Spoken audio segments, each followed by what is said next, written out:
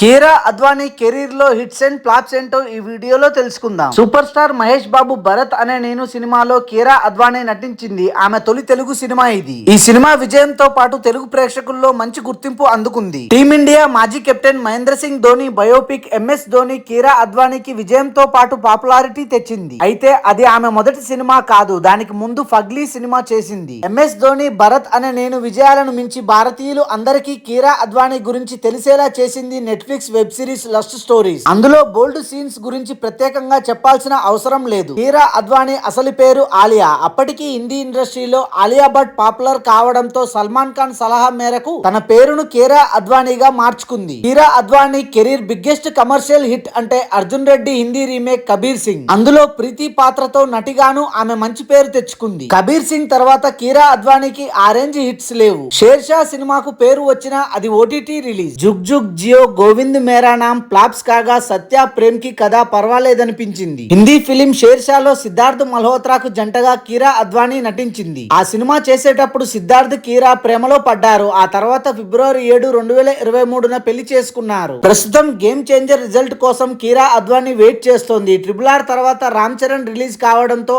Audience అభిమానుల్లో భారీ అంచనాలు ఉన్నాయి. Thanks for watching this video. For more interesting videos please do subscribe.